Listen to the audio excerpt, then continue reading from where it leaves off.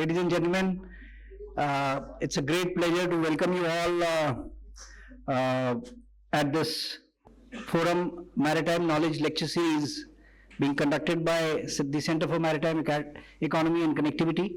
This is the 13th event in this series, and also it coincides with the foundation day of the Center for Maritime Economy and Connectivity, established by Ministry of Port, Shipping and Waterways at RIS, which is a 40-year-old organization at New Delhi, here at India Habitat Center itself. For today's talk or today's event on enabling ship leasing and chartering, we are indeed very grateful and thankful to the two illustrious speakers who are going to join you on the dais. Chair for this session is Shri Amit Kumar Sharma. May I request you to kindly join on stage. So, Mr. Oza is a prominent director at Astramar Shipping and Trading Services Private Limited, known for his expertise in shipping, logistics, maritime economics, often speaking on topics like freight futures and ship leasing, and serving as a consultant and a very, very prominent industry figure. He is involved with organizations like IIM Mumbai and PwC as consultant, contributing to industry development in India, including the initiatives by the Gift City, Ahmedabad. Ladies and gentlemen, a big round of applause for Mr. Uza. Mr. Uza, I'm indeed very thankful to you. He has had a family emergency also, and just to mention, although our prayers are with his nephew, who is currently admitted in Mumbai, and until some time back he was in coma. Thankfully, he is recovering now. So we are indeed very grateful to you to have taken time out, especially at this critical moment which your family is going through. Our lead speaker for the day is Mr. Deepak Kumar Sharma, the co-founder and managing director of BainBridge Navigation. He holds an MBA and has worked in the maritime industry for over 20 years. His experience includes senior roles in companies such as Norway Shipping, CMB Bosimar, and I'm unable to pronounce this, Daichi Chu Kisi Kasa. Is it okay?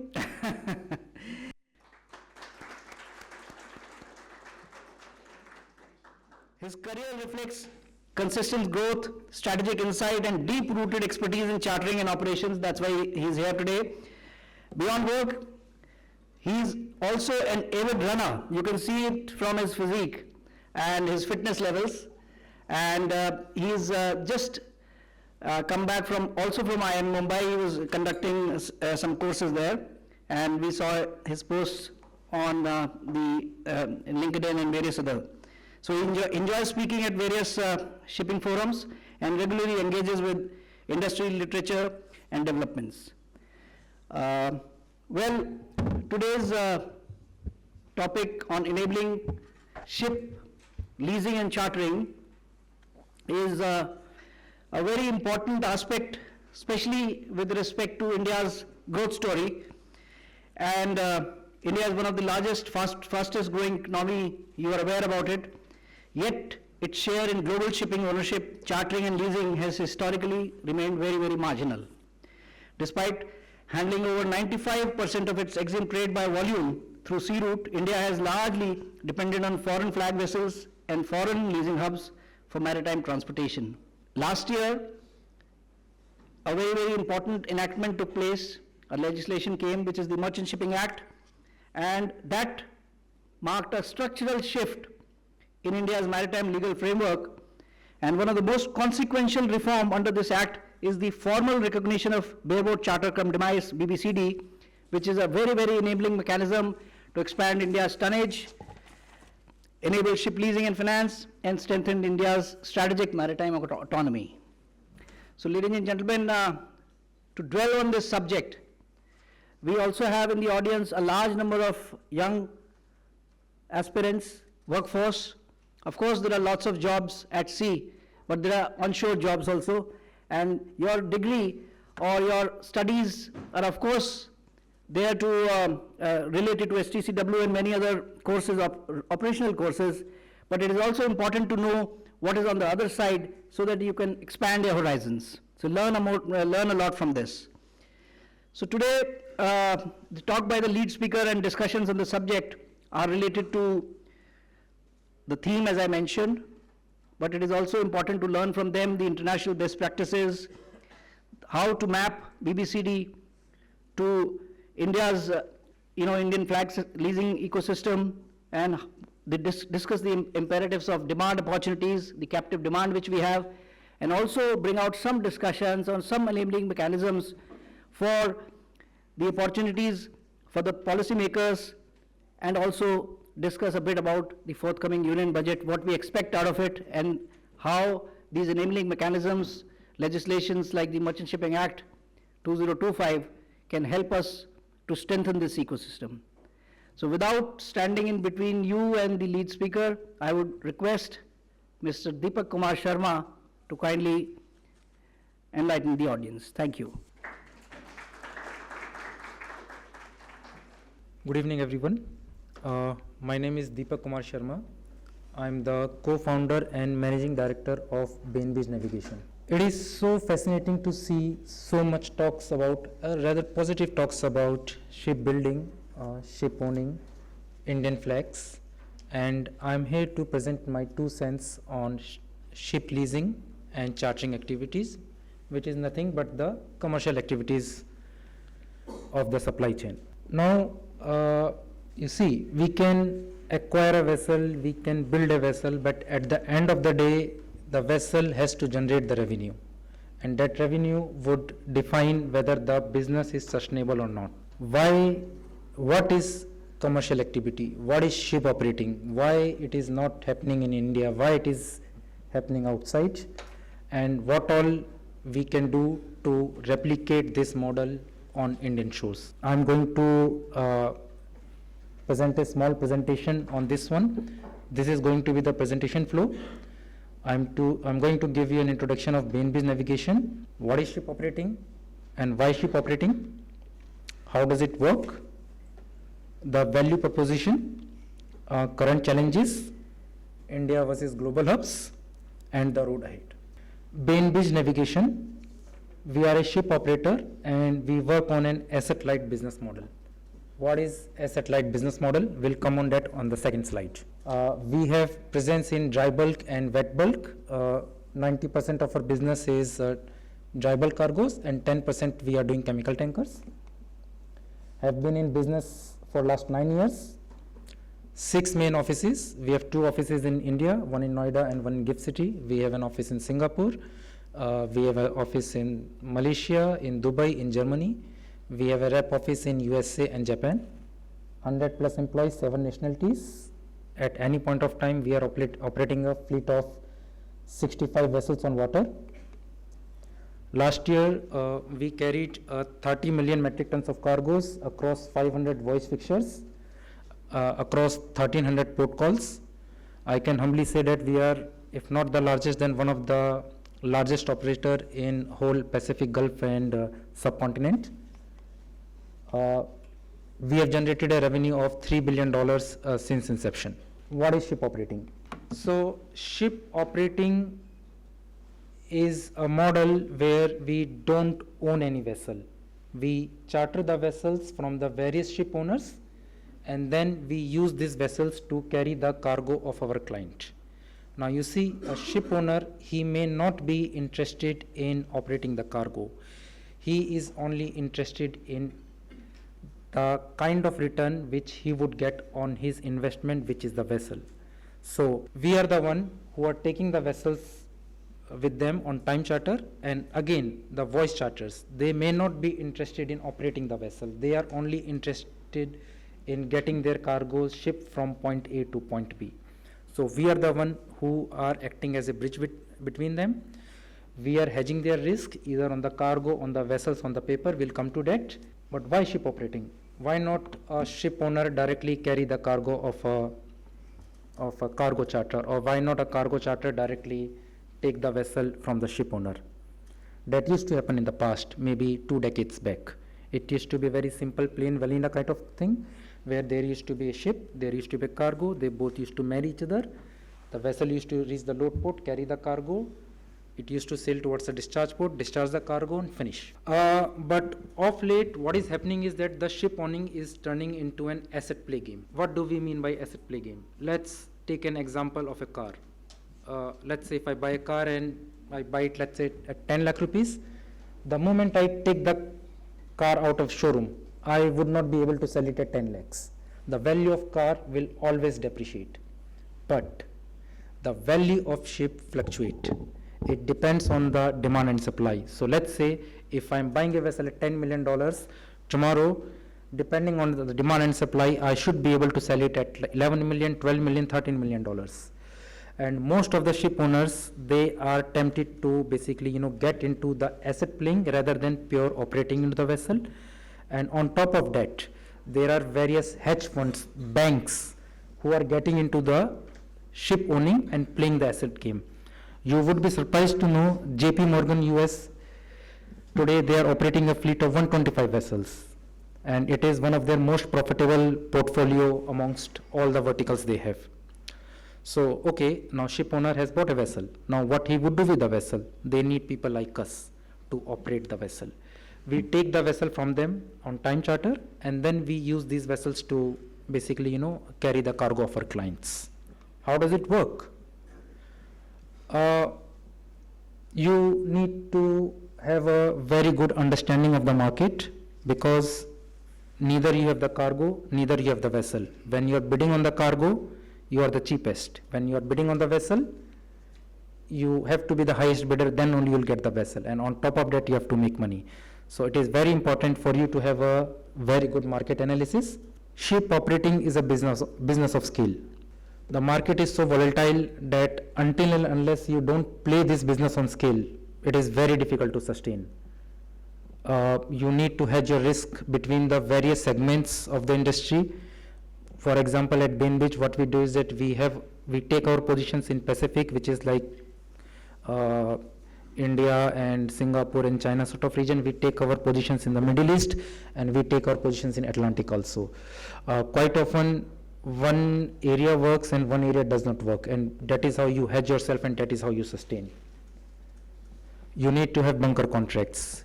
Fuel is 60% of the freight value. So until and unless you have a very good hold over this aspect of the shipping, very difficult to make money. FFA hedge, which is also called the derivatives hedge. BainBridge is one of the very few operator who is taking positions on FFAs, through which we are hedging our long-term and short-term contracts.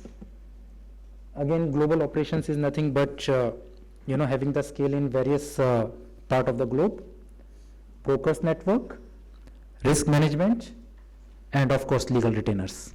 This is a very interesting slide. What is the value proposition by ship operating? And I'll talk in context of the Indian operations. How does ship operating can add value in Indian shipping context? Revenue retention in India, very, very important. Right now, 95% of our EXIM trade, the freight is going out of the country.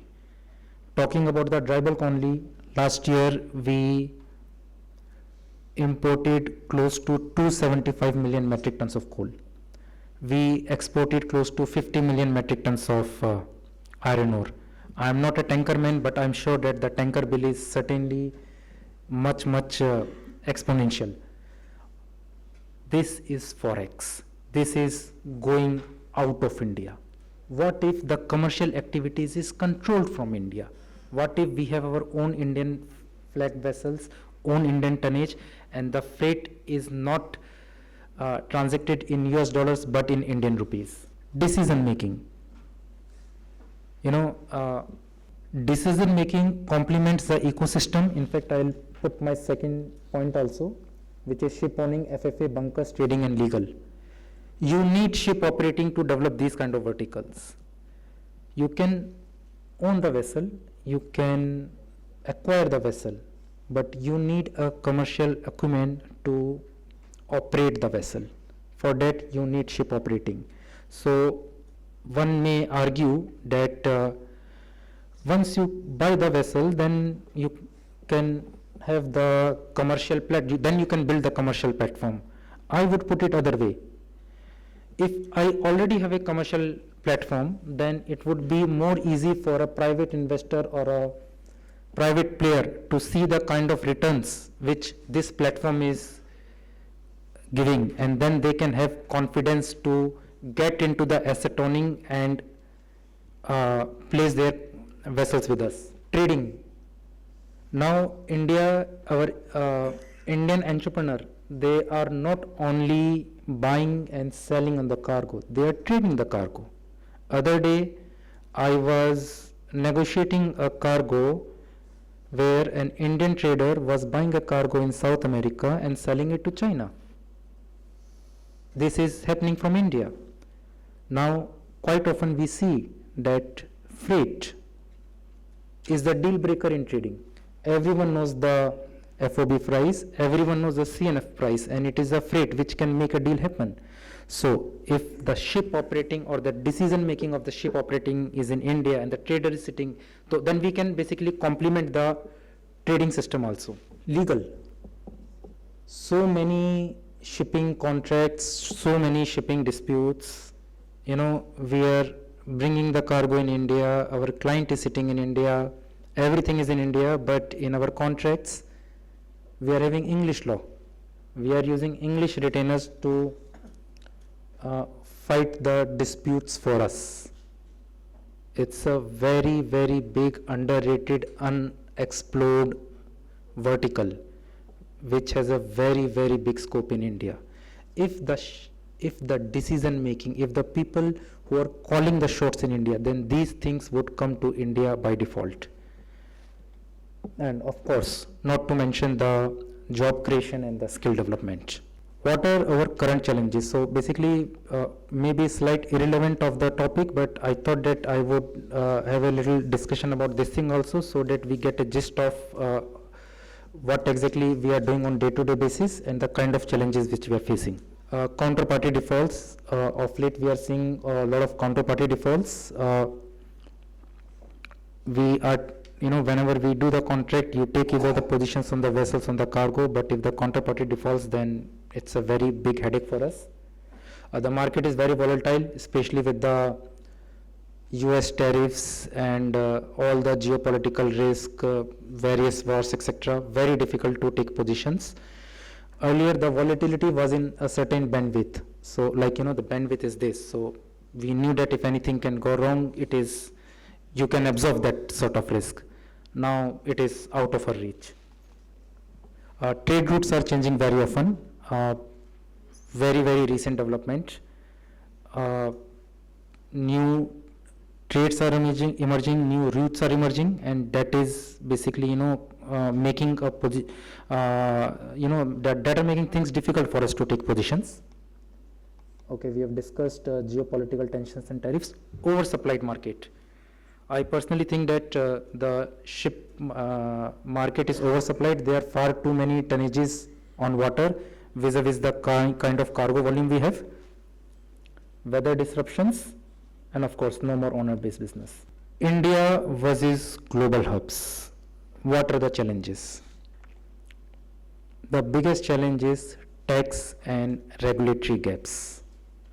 Shipping is an international business, and it's not that I'm only carrying Indian cargo or the coastal cargo. I am also carrying a lot of non-Indian cargoes. Rather, 60% of our volume is non-Indian cargoes. The tax and the regulatory practices here makes it very difficult to compete and bid on these kind of business. We will come to the basically road ahead. Ecosystem. We don't have a shipping ecosystem here. There is no, sometimes we have to educate our bankers what shipping is, how does it work, what are the contractual terms. So right now we are only in the educating stage. So it is very difficult for them to understand and basically, support us. Legal, there is no legal ecosystem here. Like I mentioned, all our retainers are English lawyers, all our contracts are either English law or Singapore law. That thing has to basically come to India, otherwise it will be very difficult. There is no derivatives exchange in India. All our derivatives trading is done from Singapore or London. That thing also has to come to India. And of course, insurance and underwriting. We saw how much problem it was when, we wanted to ship Russian oil into India and there were practically no insurer or underwriter to provide support to us. Asset owning mindset. So far, we look at shipping more as a service industry. We are more inclined towards providing the services to the ship owner, but I think we need to have the mindset where we need to build assets and operate from India. There is a very big trust deficit. I'm a very proud Indian. I wear nationalism on my sleeves, and it pains me when sometimes when we talk to our counterparts and they have very big trust issues with doing business with India counterparts. There could be XYZ reason, so I don't want to delve into that, but I thought that it is important that there should be more discussion that why this is happening. There are no structured costs for legal ship chartering and underwriting. So when we wanted to start our operations from India, it was very difficult to find the competency. We had to take freshers and we had to groom them in-house for over 2 years. There are very handful of institutes in India which are offering ship chartering modules, which are offering underwriting module, which are teaching shipping law, and until and unless you don't have this kind of support system, it would be a challenge to build more on the ship operating. Road ahead is more or less the replicate of my last slide, that our tax and regulatory frameworks has to be as per the global standards. Merchant Shipping Act, which was passed last year, the coastal bill, it is a welcome change. Of course, there is always feedback from the industry for more, but at least the right intent is there, and I'm sure that with time we will be able to refine it more and able to align these things as per the global standards. We have to build the maritime ecosystem. We are talking about ship owning, we are talking about bareboat time charter, yes, but we have to talk about ship finance also. We have to talk about maritime law also. We have to talk about FFAs also. We have to talk about ship underwriters and maritime insurance also. We have to promote both asset heavy and asset light models. By asset heavy, I mean the physical tonnage, and by asset light means ship operating companies like us. And lastly, invest in structured training programs. Collaborate for maritime growth in India. That's it. Thank you very much. Thank you very much, Deepak ji, for highlighting the importance of many of these road ahead aspects which you mentioned. And maritime capacity building is a very important aspect. Regulation and regulatory is also very important aspect. We have Captain Poswal from DG Shipping, and there are other senior industry captains. Now they are wearing two captain hats. They were captains in the merchant marine, but they are industry captains also. So we have some Captain Kharbanda, Captain Hemant, Captain Square.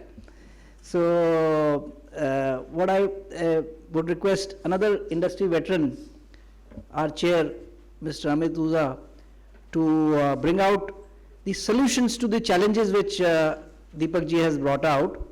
So Amit ji has been giving all the solutions to the government and the various other stakeholders and he's a very, very knowledgeable and enlightened person. So I request Mr. Huza kindly highlight.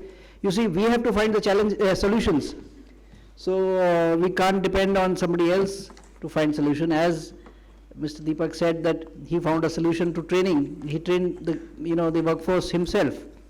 So similarly, the other challenges of the ecosystem, etc., are bound to be solved by us only. Nobody else will do it from outside. So Mr. Uza, please. Yes. Good afternoon, everyone. First of all, thank you very much for inviting me here. It's indeed very commendable that RIS has taken the lead for a subject which has very few people who talk about it, not because it's not important, but for various reasons. It is something which has never happened out of India, as Deepak said. And I'd like to dwell a bit about why it happened. And, we've spent, Captain Hemant, we've spent more than 30 years in this industry.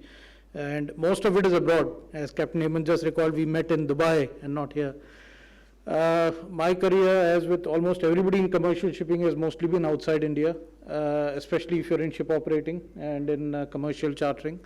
And there's a very good reason for this. And I think Deepak highlighted some of these reasons, so gave the heading. If I were to sort of go back a bit and actually try to analyze, as we know, today we measure everything in US dollars, right? Value of ships, any international trade, it's in US dollars, trade deficit, GDPs, everything is in US dollars. Why is that? Now, a lot of you may know the reason is because after the Second World War, there was an agreement signed between the great winning powers called the Bretton Woods Agreement, where everybody pegged their currency to the dollar, and the dollar was pegged to the value of the gold in a certain proportion. In 1971, the US decided to forego the gold benchmark and make their currency free floating. And that is when the world changed. And a lot of things in the world changed. China was quick to take on to it. We took time. We're still taking time. But principally, dollar is the main currency for global trade. And we in India, quite rightly, have a protected economy in terms of our currency. We have our own challenges. We have energy deficit.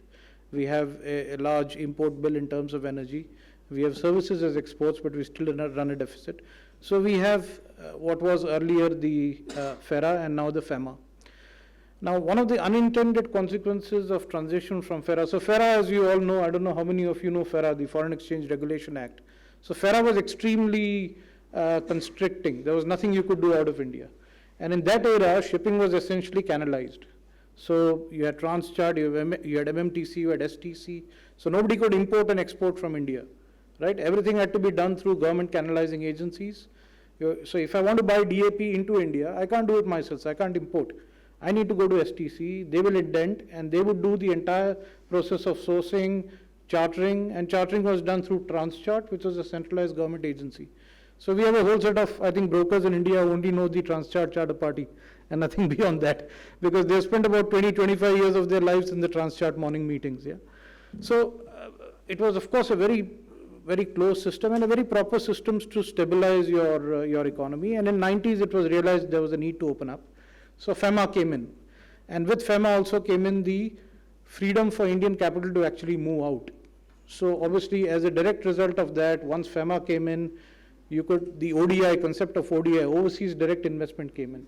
And up to 400% of your net worth, you could actually remit out into foreign countries. So it was a welcome change. There was FDI, ODI, and a lot of Indian companies set up offices abroad. So there was a phase in 90s when I joined Adani's, and Adani Global came into existence, and SR Global, and Aditya Birla, Swiss Singapore. So a host of Indian companies took capital out, especially for chartering and shipping. And the reasons were many. Of course, in India, you still had many regulations in terms of remitting money, receiving money, because FEMA still continued in India in terms of, for an Indian entity, there were still a lot of restrictions. So you could potentially be away from those. Quite rightly, there were restrictions in terms of chartering, in terms of licensing, which was also one of the reasons why a lot of people went out.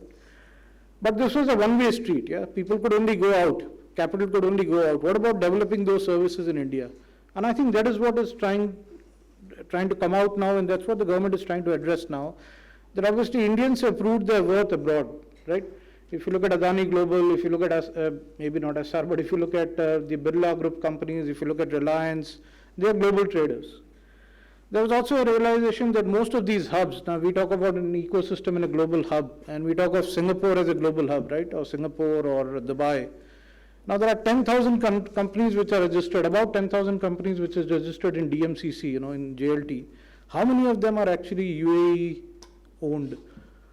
How many of them are actually owned by UAE citizen? Okay, so tell me 5 companies in Singapore which are owned by local Singaporeans, right? I could count 3, PCL and IMC. And maybe PIL, but that's been taken over. Yeah, Eastern Pacific is not Singaporean owned. Yeah, so which one? Eastern Pacific. Yeah, you're talking about Eastern Pacific. Eastaway. Okay, is it a shipowning company? Okay, I didn't know about that. Sorry. Okay, but you can count them on the fingertips. You can count them on the fingertips, the number of companies you have. But since even after just having 3 or 4 local companies, Singapore is recognized as a global trading hub. So I think that's what was realized, that in 2007 there was a committee which was set up in Mumbai which talked of onshoring the offshore. What had gone out of India, there was a talk of how can we get that back, because Indians have obviously done very well abroad. And the driver in 2007 was twofold. One was a lot of Indian banks were setting up branches overseas to service these Indian trading houses and these Indian houses which had mushroomed all over India, all over the world. And so the idea initially for having an offshore service within India was that why don't we get these Indian banks at least to come back to India, and you have a zone where they are not, which is FEMA free operationally. So instead of operating from Dubai, so if for example, if Bank of Baroda had a very large Dubai branch and they were servicing Indian clients from Dubai in India, they could do the same thing from GIFT City. And the second sort of thought at that time was that a lot of funds were fueling their purchases in Indian stock exchange through Mauritius, again due to tax and regulatory reasons, principally the FEMA. So the thought was to have a FEMA-free zone which could actually attract these services back. And another important aspect in the Indian system is the ECB. Now you have to remember, FEMA, ECB, all these are critical, otherwise you go the Russian way. Yeah? If you let controls go, you become Russia, you fall apart. It's the end of your story, right? You go bankrupt. So no one is suggesting that FEMA or ECB are not correct, or we're not correct in implementing those. You need capital controls, especially in the stage where your economy is. But at the same time, you also want to get those services back. You want to give employment to your people. You want them to know the best practices globally. And for that, you want them to trade globally in the dollar without any restrictions. And that's how GIFT City IFSC was born as a concept. And there was a unified regulator which was set up called the IFSCA, International Financial Services Authority. And this authority subsumed the power of RBI for that zone. So that's a FEMA-free zone. Any company which registers there is not subject to FEMA, is not subject to any restrictions. And like Dubai, you have a 10-year tax holiday, so no corporate tax for 10 years. And a slew of industry specific. So the way IFSC works is they activate industries from every sector. So banking, aircraft leasing, they've even activated international universities. So a lot of students go out to study, pay dollars in fees. So they say, okay, why don't we tell the industries to come and set up here? No tax, they can charge the students in dollars. The students don't have to go all the way back there, and your knowledge is retained here. So there are 5 international universities in GIFT City, and many are coming in. International exchanges. Earlier, Indian firms had to go abroad to list in dollars, to list in non-Indian currencies. Now NSE and BSE both have opened their international exchanges in GIFT City. So you can do dollar listing, bond listings. Everything started happening from GIFT City rather than having to go to Singapore or Dubai. In 2021, the government decided to activate ship leasing, and they set up the Safal Committee report. I was one of the members of the report. We had DG Shipping, we had several other relevant stakeholders at that time who submitted the report. If you have time, please do go through the report. It's on the IFSC website. And to the credit of all the agencies involved, this was very successfully implemented. And ship leasing was officially allowed as one of the activities from IFSCA. Now we saw a very immediate impact of this in the last 2.5, 3 years since it has been implemented. We have 28 companies which have already registered, and they're increasing day by day. Some of the very large names are there. We have BainBridge also coming in now into GIFT City, which is heartening to see. So operators and owners, they started coming in because you could marry the access to Indian market, flying the Indian flag, with the fact that you are not based abroad. So your cost structure, your access to market is all Indian, whereas your overall approach in terms of maintaining and working the company is Indian. You're Indian flagship, Indian registered company with a 10-year tax holiday. So my slides basically try to highlight as to how chartering, which Deepak mentioned, is something which is very critical for any economy to know. When you are one of the major, I don't think it's very clear, when you're a very major economy, right, you're soon transiting from the fourth to third largest, your ports are handling more than 1 billion tons of cargo. And to have the type of presence that you have, not only in ship owning, but also in chartering, which I would rank at par with owning, is something which is a concern, which means you are leaving table on the money when you export, money on the table when you export and when you import. You're paying operators, you're paying ship owners across cycles, you're actually underemploying, underperforming your industry, your people in terms of what they can achieve based on your strengths. And you're not really leveraging the fact that these are the type of volumes that you control. Now, if you look at this is from IOCL's website, you can see the volumes. IOC is the second largest chartering firm in the world, oil chartering firm in the world. And you can see the volumes that they're moving. Look at the coal volumes. Look at sail. I think Deepak fixes quite a lot of sail cargoes, 15 million tons annually, just of coking coal. Yeah.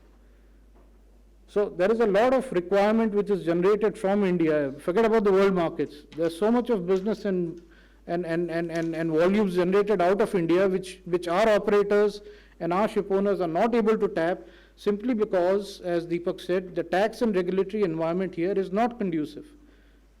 So in some ways, it's still a lot of it is lifted by Indians and worked by Indians, but not from India. So you create a barrier, you create an artificial barrier. The Safal report lists a number of operators and owners who are not in India, but are the capital is of Indian origin. Because it's Indian capital which is going out and actually setting up these infrastructures. Where was Dubai in 1995? I first stepped into Dubai in 1995 as my first job. Dubai is unrecognizable after that. When I went there were, I think, 5 ship owners, I think trade line, about 6 traders, and about 3 brokers. That was the total maritime ecosystem of Dubai. There was no ship finance, no insurance, no legal, no banking. From there today, we have Dubai as one of the hubs competing with Singapore now on cost and regulatory and tax basis. Yeah? 10,000 companies just in DMCC. So what gave them this edge? It is the fact that they were able to free up and be aligned. They consider regulation and tax as competition. Okay, Singapore is doing it, I'll do it. Dubai is doing it, I'll do it. And that's where GIFT IFSC also positions itself. That I have the advantage of manpower, I have the advantage of cargo. So it's basically my people going on visas to Dubai and Singapore. It's my cargo that they're fixing, and more often than not, it's my ships. Yeah. So essentially, somewhere in this equation, we are missing in terms of being the place of actual management, the place from where all this happens in terms of skills, in terms of banking, in terms of the ecosystem. And that's where IFSC actually comes in terms of addressing it. So why is chartering important from a strategic viewpoint? I digress from that. So if you do not have control over chartering, it is very difficult for you to do 2 things. It is very difficult for you to manage trade at a macroeconomic level. We all saw the blank sailings which the container ships had during the COVID time. So at times when you actually need to optimize and actually gain from global trade when prices are high, if you don't have the skills to charter, you'll be left out. So that's already happened, and that's why the government is now planning to float their own container shipping line, because even though it's difficult, they're planning to go in there. So you need to have an ecosystem which understands chartering, not only ship owning, but chartering. And the second thing is, in spite of being the second largest oil company, in spite of SAIL being so large, in spite of MMTC being so big, we hardly do any third-party trade in terms of the PSUs, especially the oil PSUs. And this is something even IFSC have flagged to them, and hopefully once trading is enabled in IFSC, they would look at it. For the type of upstream positions which India has, because you're sourcing oil, right, from various locations, you're sourcing gas, you have so many upstream positions. Politically, you're quite well accepted with the producing countries. Why is it that you're only doing the producing countries to import to India? Why are you not able to do third-party trades? The answer again lies in this. You do not have the skills to actually act as an intermediary and profit from it. Because that involves derivatives, that involves trading, that involves shipping. Which are the skills which are now coming back again with IFSC, with people like Deepak and other operators coming in slowly and developing the ecosystem there. The banks are coming in, the traders are coming in, and that would soon develop this ecosystem at par with other global ecosystems. So this is a quick look at coastal cargo, again in continuation of the same. Coastal cargo is also of critical importance, and we find that globally for a country of the size of India and the coastline which India has, about 15 to 16% should move by sea, but it doesn't. It's 6 to 7%, and that's a matter of major worry, not only from environmental problem but also from the question of economics. Why is so little moving along the coast, whereas it should actually be much more? And I think that it's, as a part of those reforms, you need to increase the available tonnage, because obviously you have the restrictions in terms of Indian flag and in terms of licensing, but you need to increase the amount of tonnage available. These are typically short duration voyages, so it's difficult for foreign owners to actually ply these routes, because unless you have a dedicated ship, it's difficult. And to have a dedicated ship, you need an Indian flagship. And again, if IFSC is properly equipped to fly Indian flagship, you will ease up that tonnage quite a lot. In fact, almost 60% of the current tonnage from IFSC lies on coastal trade. Yeah? So that's again eased up the bottleneck that you had in terms of availability. And I think even IWI and others who want to source capital globally, because as Deepak would agree with me, globally there's no problem of money. There's a lot of money out there chasing pretty average returns. So the problem is not money. So the problem is somewhere else, and the problem is the ecosystem, the regulations, and the certainty which the investors have that they can actually take this money, put it in a particular area in India, and be sure that they can take out the returns they think it would have. Something like the stock exchange. Once you opened up and you gave assurances, you have FIIs now freely investing in the stock exchange. But these are hard assets. So they need to be sure that if they invest, their capital is safe and they're able to get the returns that they projected. Of course, licensing is something the reforms are still undergoing and the rules are still under negotiation. So I think DG and everybody is doing a very good job of reviewing it and seeing how it can be optimized. There are currently some of the issues around age restrictions, which also have this current problem from chartering in India. It's all under discussion, but very quickly to highlight just this, since somebody from DG is here, you have this issue, you have the circular which says that an Indian vessel has to be max 20 years old. So more than 20 years old, you can't fly the Indian flag, which is fine. But it also encompasses chartering. So if Deepak has seen a very good business from say clinker or salt, which typically requires older tonnage from say Tata Chemicals exporting from West Coast India to China, and he wants to charter a vessel from India which is 22, 23 years old, he cannot without a license. Whereas if he sets up an office in Dubai, he can do the same trade sitting in Dubai without any restriction, because these restrictions are not at port level, they are at the chartering level. So some of these anomalies need to be addressed, and at all places, any regulation needs to keep in mind what are you competing with. So either you keep them at port level, that nothing about 20 years enters my port, which is very difficult because then your trade collapses. So if it's not at the port level, you have to be very careful placing such restrictions at the company level or at the chartering level, because then that distorts everything and then you again have capital flowing out. So I think this is an ongoing discussion, and it's something which is being looked at the highest level, and I think everybody is considering it before the rules come out. But in the end, I would say that it's really heartening to see all these things being discussed. In the 30 years of our career, we went through different phases in shipping, and we've spent most of our life trying to make sense of it. We've fixed several ships, we've carried a lot of cargoes out of India, and it's really a testament to organizations like RIS, the work done by DG Shipping and everybody in the government, that we now see a phase where nothing can stop India, GIFT IFSC and other ideas to actually achieve their potential. And it won't be too long before you would see the number of ships, number of companies, number of operating companies, number of traders in India, in GIFT City, exceeding that of Dubai and Singapore. Thank you very much.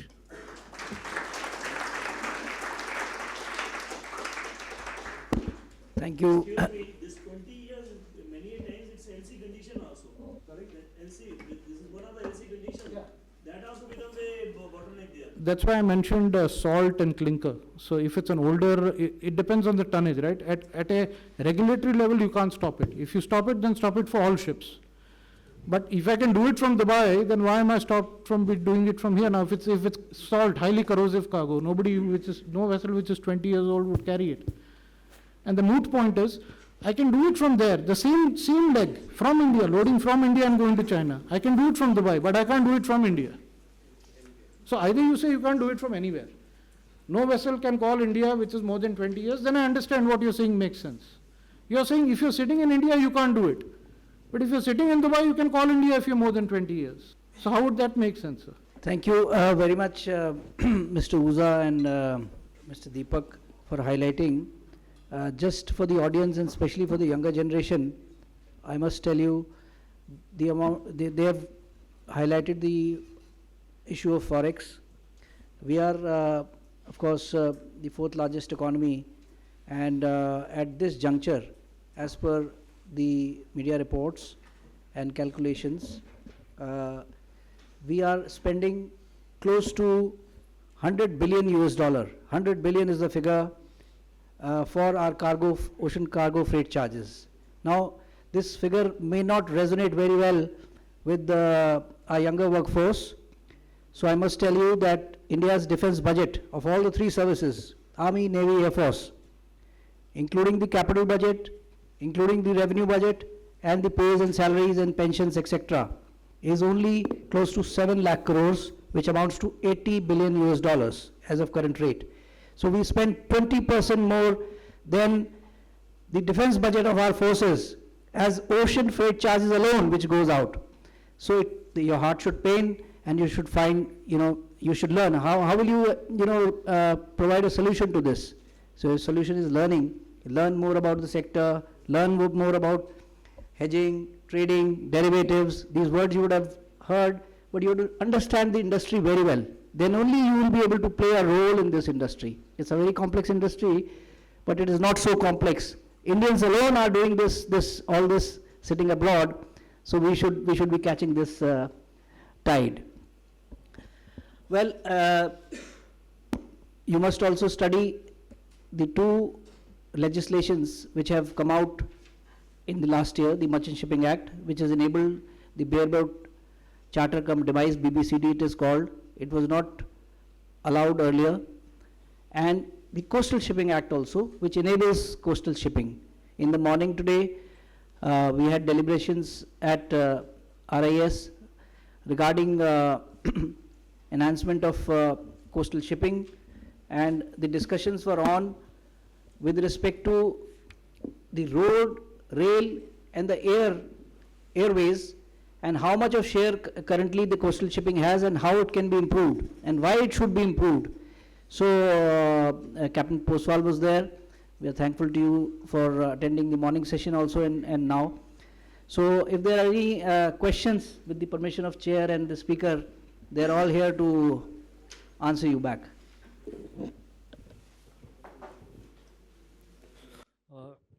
Hi, my name is Rahul. My question to Deepak sir. Sir, हमारे पास 11,000 kilometre का लगभग coastal area है, और हमारी जो आपने presentation दिया कि ट्रस्ट इश्यूज है, ये हमारी पॉलिसी इतनी स्लो क्यों है? मतलब हम फर्स्ट मूवर क्यों नहीं है? आई थिंक ऐसा लगता है कि हम लास्ट मूवर है. Sir, to be honest, I don't have answer to this question why the policy was so slow now, but what I can assure you is that the kind of work what we are doing, very soon basically, we are going to see a very tremendous shift, and India is going to be counted as one of the lead maritime nation and lead maritime voices in the world. Let's hear it for that. Yeah.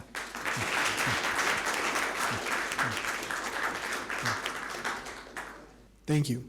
I have two questions. One goes back to your presentation about, you spoke about one of the difficulties faced is because of trade routes, changing trade routes. Yeah. So I'm just wondering, it seems like these should be historically well-established trade routes which are consistently utilized. So what are some factors which lead to changing trade routes kind of more variably in the modern day? That's one question. Yeah. Second question is, based on the statement you just gave, that according to the work that's currently being done, India will very soon become a leading maritime nation on par with Dubai and Singapore.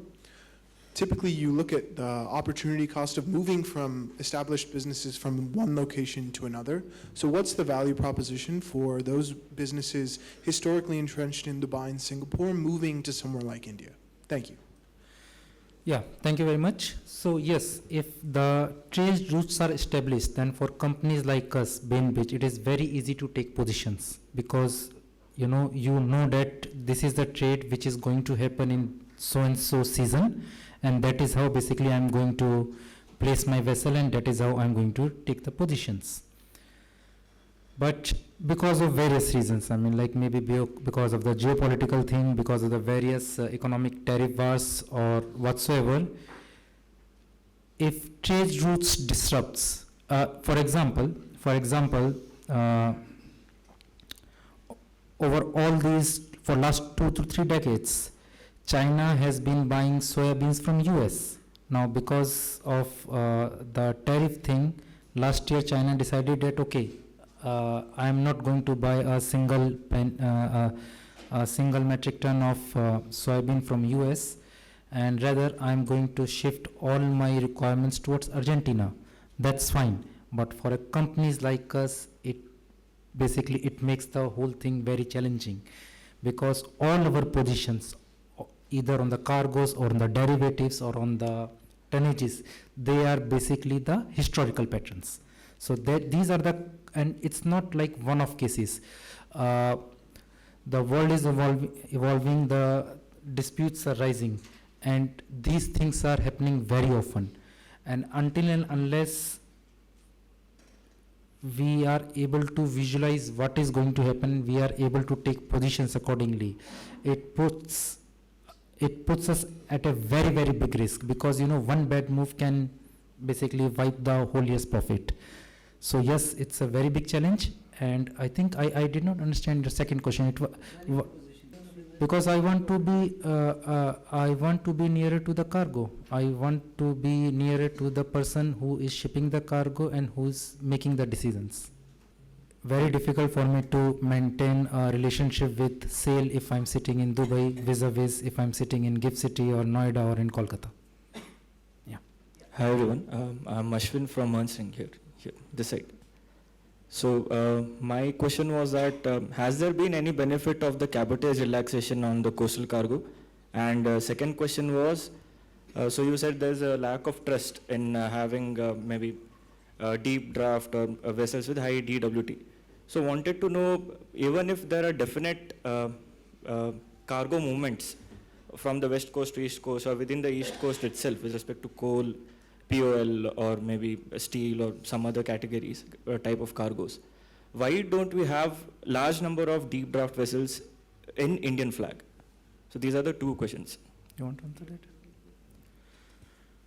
Why don't we have large deep draft vessels under Indian flag? So you see, if you look at the port developments, all these ports have been developed only in last decades. I mean, like you look at Gangavaram, you look at Dhamra, you look at Kandla, all these, we have recently, got these deep draft berths and all. So I think it is a matter of time that before we see both government and private investor who also start basically investing in deep draft vessels, and we see more and more Indian vessels under, under Indian flag. And what was the second question? Cabotage restrictions in coastal. Has there been any, it's more on containers, right? You're talking about the restrictions were eased on containers only. Right. And I think fertilizers वगैरह में जो हुआ था ना, DG का एक circular था, Yeah. which was easing the restriction, but not on iron ore. No, not on iron core, yeah. So, Yeah. I can just answer more from container point of view, because the restriction was eased more for containers than for dry bulk. Yeah. And basically it said that if you were to, if the transshipment of containers was happening any two Indian ports for transshipment for exempt trade, there was a relaxation. So that has definitely helped, because what was earlier happening is, suppose I have a lot of exempt cargoes, a lot of containers sitting in say Tuticorin, and I want to ship it to Europe, right? Earlier I could not move it from Tuticorin to JNPT and then move it on to Europe, because there were restrictions in terms of having an Indian flag to do that. So quite rightly, DG relaxed that and said, if you are transshipping between two Indian ports for an exempt trade, either empties or exempt trade, then they gave a relaxation that cabotage is not applicable. And I think it has done well in easing the congestions on the Indian ports. So yeah, I think it has had a positive impact. I think that's a short-term solution. Eventually, you should have enough Indian vessels to compete with other foreign flag ships and to take over at least your in-house cargo or internal country cargo before going global. But it has helped the trade. Thank you very much, Dr. Shotriyaji and the distinguished panel. Very important subject on maritime. The geopolitical scenario is moving to global south. India is the only country which has an ocean named after it. Over the years, nothing was done. We have been shipbuilders for centuries. We are only glorifying our ancient past, whether it's a mandir or otherwise. Now, I am here trying to fight out 2,000 years of Indo-Korea relations of the Indian princess from Ayodhya marrying the king of South Korea. They had to build a ship just to fulfill. He was a Raja. So on similar lines, this research institute and the Center for Maritime, why can't, with so many distinguished audience here and the whole country and the youth, this panel to really not be only on paper and have an event, but what to look forward, to make a paper in such a way that you have the youth from different parts of India to learn about training, skilling. It cannot be one-man show. Sachin Tendulkar hitting century cannot win India's match. It has to be teamwork. Allow us to join such an organization where we ask the grassroots people to really come forward, undergo real training. Whether it is shipping ministry, Modi ji is spending thousands and thousands. Right now he has gone, instead of celebrating here in the north, he has gone and celebrated in Assam. So you have to know the ASEAN nations, the importance of it in the present geopolitical system. Please, I request the panel and the Center for Maritime to make a paper, how you want the youth. You know all the problems. So, how do we find the solution right away? Yeah. No wastage of time. Past is past. Now we have to know the whole shipping. It is going through Asia Pacific and South China Sea. All the trading, India can sit with money. We are talking of dollars. My correspondence got hacked because I got an article published to say free the rupee. We are like slaves even after 75 years, that we cannot do anything without having a dollar. All the Indians who are abroad doing training, because their parents had the money to send them, but they cannot be more talented than our grassroots village people. Please, let them do reverse investment. Come back and do the training over here. Give them the same salary. They have the money. I must I tell request you you to take this forward, in the skilling of youth and getting them into the shipbuilding on different aspects of trade and commerce, whether it's container, whether India flagship, whatever. Yeah. So Thank you. very, very important point, I must tell you, and it is at the right moment. We, not only as a center, but otherwise the Ministry of Port Shipping and Waterways and the Maritime Amritkal Vision itself has enabling targets for maritime capacity building. All of us have studied, graduation, undergraduation, post-graduation, and even higher studies, and you hardly found any maritime subjects of either electives of or core subjects in your studies, except for, of course, the STCW. For seafarers, we have close to 175 plus training institutes. But now, you can see the large audience here. and the young force. The idea is to sensitize them to the other aspects which you brought out, and you will be very happy to know, I'm sure, and you must come for that ceremony also. Center for Maritime Economy is signing an MOU with Delhi University, which has multiple colleges, 30 plus colleges under the university for maritime capacity building, and we will curate the curriculum for these core and elective subjects, whether it is in BCom or BBA or any other at grassroots level, so that they understand the maritime. We have been sea blind, unfortunately, and that is why the reason for that has been culturally or otherwise, primarily because of our disposition with our neighbors and so on and so forth. But from look away, who was talking about look away, we are looking east also, and look east is the policy, Indian policy, and from Sagar we have moved on to Mahasagar. So there is a great amount of momentum, and as Mr. Deepak mentioned, we are going to be a maritime nation, and we need passionate people like you to raise the voice. Thank you. Sir, I have a doubt. Good evening, gentlemen. Sir, जैसे कि SCI Shipping Corporation of India is a big shipping company. Sir, right now इतने सारे cadets जो है वो yearly ये career को opt करते हैं. वो Shipping Corporation of India को क्यों opt नहीं करते हैं? Secondary option क्यों रखते हैं? Rather than opting SCI, other countries के जो ownership companies होती है उनको opt करती है. Why Shipping Corporation of India is not providing such an opportunity that other countries shipping opportunity provide? Okay. And if Shipping Corporation of India अगर इतनी ज़्यादा opportunity provide करेगी, then जितने भी youth है वो country के लिए serve करेंगे, country में इतना opt करेंगे वो, rather than opting other shipping companies ownership. Fleet size है शिपिंग कॉर्पोरेशन ऑफ इंडिया का, वो छोटा है, स्मॉल. सर, सो डीजी शिपिंग क्या कर रही है सर इसको डेवलप करने के लिए? सो there are lots of schemes which are getting rolled out. You would have heard Prime Minister, Honorable Prime Minister announced the Bharat Container Shipping Line, and Shipping Corporation of India is going to join hands with the big players and also come out with this Bharat Container Shipping Line, which is going to increase the number of ships which we have. Besides that, Mr. Uza, you wanted to say something here? Just had a point, in shipping we have a saying that it's very easy to become an owner, but it's very difficult to keep being an owner.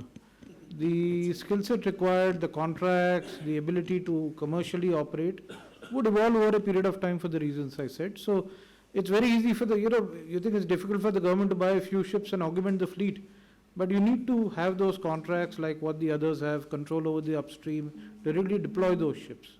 So as Deepak said, that gap over a period of time, it has developed for various historical reasons. That will go away. And you would maintain the lead for the size of manpower, for the size of market you have. So I would say the last 20, 30 years, 40 years have been an anomaly, and it has to go away over a very short period of time. Sir, I just took a...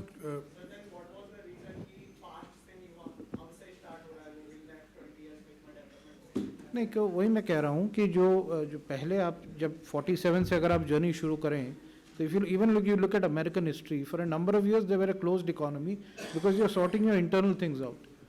70s में dollar globalize हुआ, 80s में China opened up, you opened up in the 90s to a partial way where you moved to FEMA and you brought in a number of other reforms, and now you are continuing those reforms to its finality.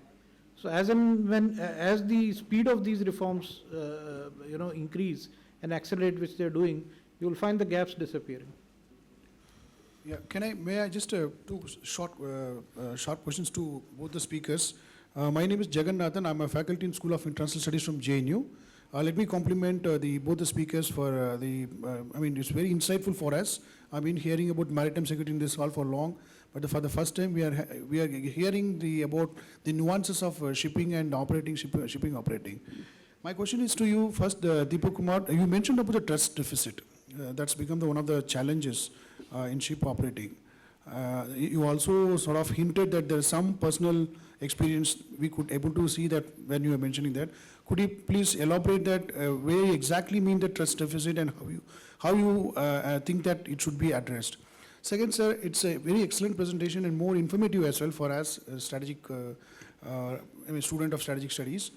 You mentioned about the IFSCA in the GIFT City. So I would like to know how this enabled the ship operating in the country. I mean, the last 10 years, ever since this been come into existence, that GIFT City with IFSCA free, a FEMA free zone. So how many shipping companies, Indian shipping companies have registered in terms of data, or any rivers like operating from Singapore and Dubai have relocated to GIFT City? So I would like to know about from these 2 points. Thank you. Yeah, so you have asked about trust deficit and about my personal experiences. Last year in May, I was in Japan. I was at Imabari, one of the most prominent shipyard. And BainBridge, it is not an Indian name, it's a Western name. So basically I got an appointment with one of the biggest ship builder there. And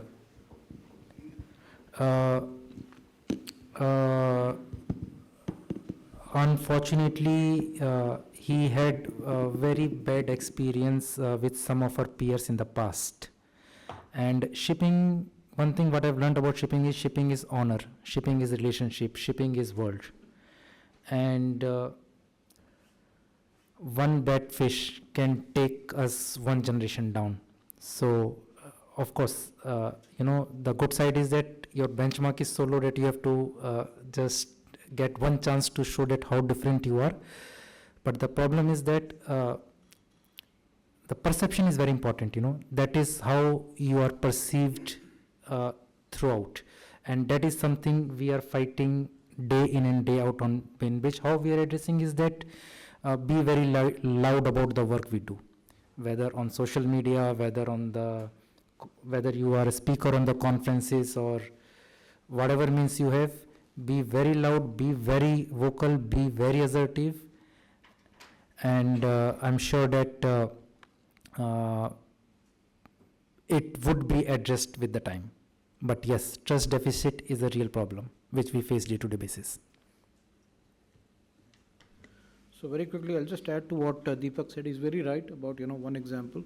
Also, it's accumulation of the years of what we spoke about. Because if you have an exporter, right, and he finds it difficult to find somebody who knows lay time or damage or some of the technical things in shipping, as we mentioned, then he's bound to make some mistakes or not understand concepts, and that sort of magnifies into anything emanating from here being undependable. So it also has to go hand in hand with the amount of activity that you do and the amount of skilling that you do within your system, which is what Dr. Shishir also has been talking about in terms of upskilling it right from a grassroots level, which makes a difference.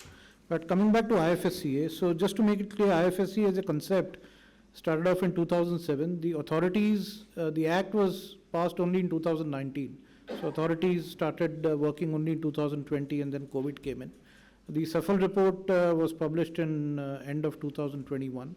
And since then, I think there's a website which updates all this. I think there are 27 entities, 18 Indian flagships, and I think 24 leased vessels. So it's pretty much, the target officially with the ministry is that they're planning, officially they're saying 300 ships in one of the press reports. But I think by 2030, we should have at least 100 ships there. What is the report? SAFL report? SAFL, Ship Acquisition, Financing and Leasing, SAFAL. Wonderful. Last question by Captain Poswal. Yeah, my question to, thank you, sir, Mr. Oja and Deepak both jointly. While you are deciding the chartering of the ship from point A to point B, yeah, are you considering these factors, that incidental things, if something happens like Vanai and recently this MSC Accidents. Yeah. accidents? Yeah. So, for to hire or to call this PNI club. Yes. Yes. We do not have a good PNI clubs in India. Yes, that's right. That's right. That's right. That's right. And Yeah. most of our ports are not capable to handle the contingencies out at sea. Yeah. What are you doing for that? No, sir. We have PNI club. Of course, not Indian club. We have basically. We do not have the specialized search Yeah. and rescue agency Yes. also in India. Yes, yes. So we pay very hefty premium. The insurance cost, like I mentioned, we have legal retainers, we have huge PNI this thing with this thing, but yeah, we are considering these kind of things. My humble suggestion is that we should do something about it, that we don't have the salvage companies also in India. Yes, sir. Most of the salvors are coming from the Holland or from Singapore. Sir, In the cases, the salvors are from the Singapore, then finally from the Holland. it is a very big opportunity in India, sir. I mean, like if some entrepreneur want to pursue career in this thing, I think it is certainly going to work, sir. Yes, but I agree with you. We don't For have the same younger amount. generation to also hear him out, he mentioned about survey. So it's a very big opportunity. You must go technical and understand the complete opportunity in a Yeah. big way. Yes.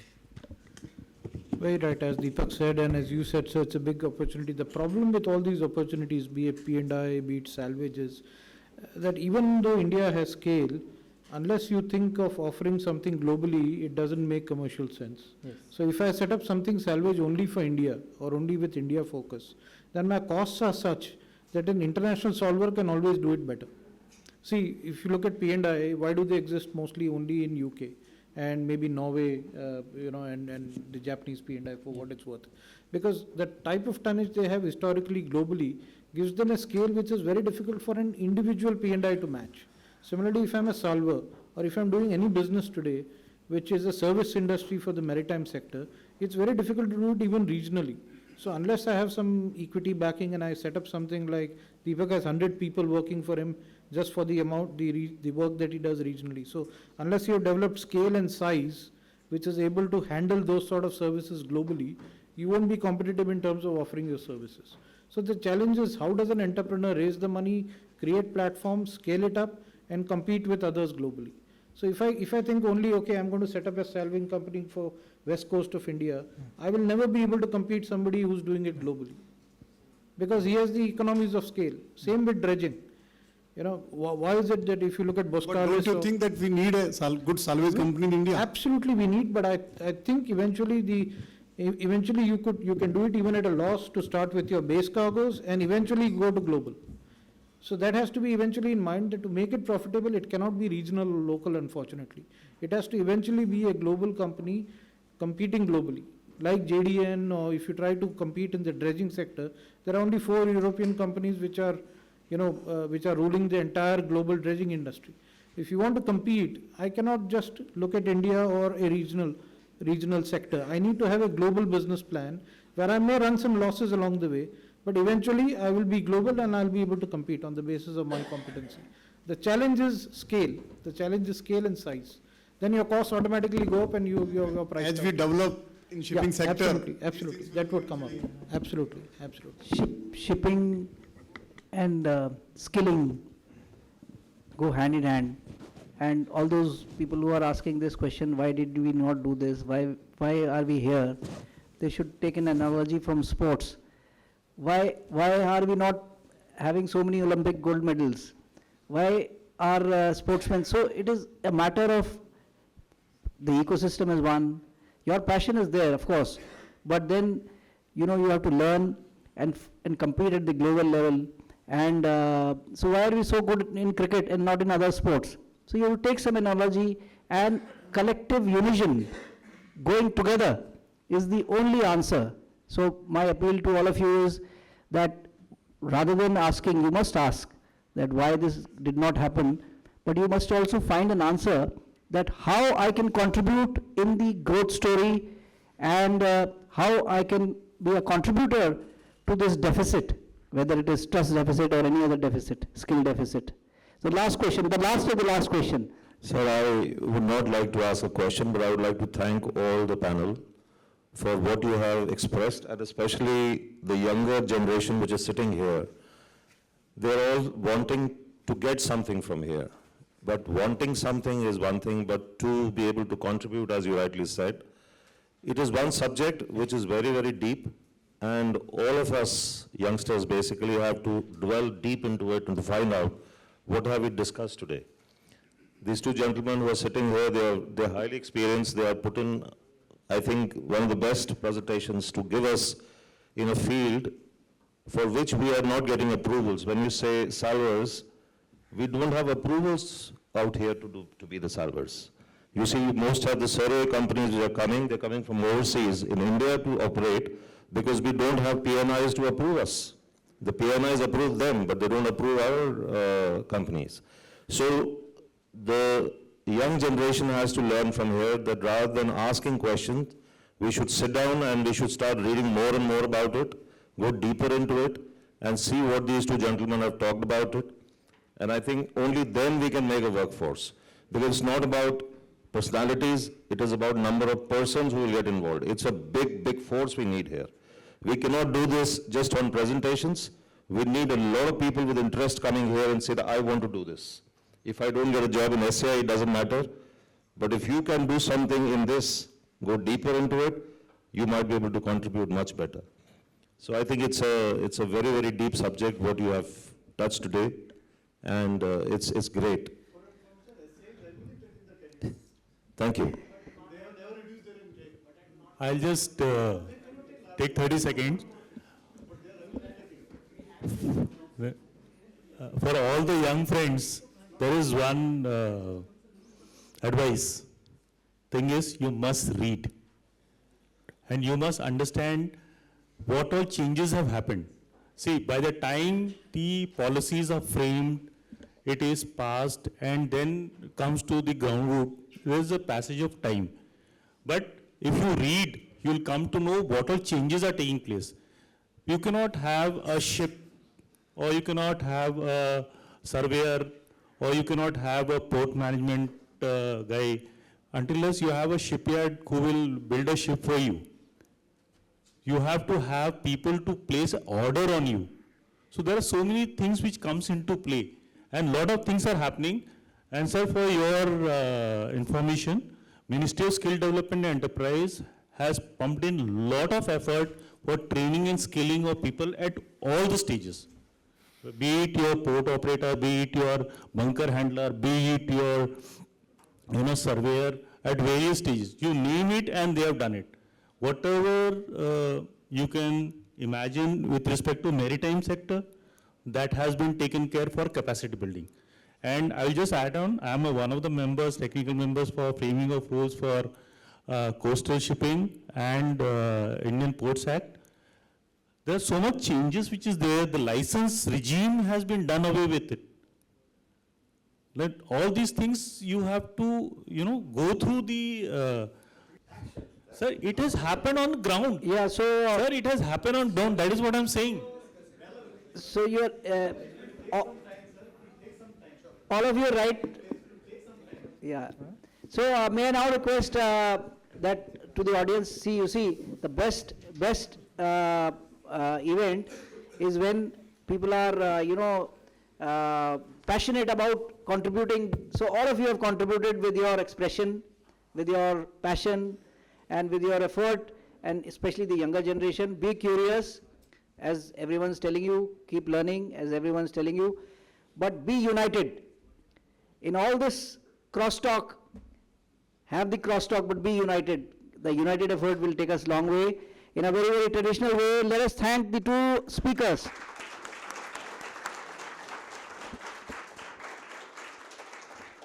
Now, may I now request, in a traditional way, to felicitate and thank the speakers. From India to the Gulf side, and as you would have seen, Indian naval sailing vessel has just sailed from Porbandar to Muscat, but this is Oman. But this is another vessel which we have.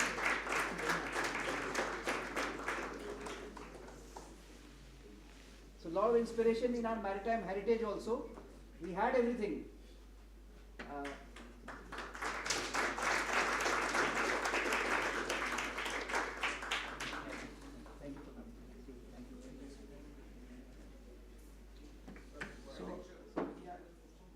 One photograph with the younger audience also.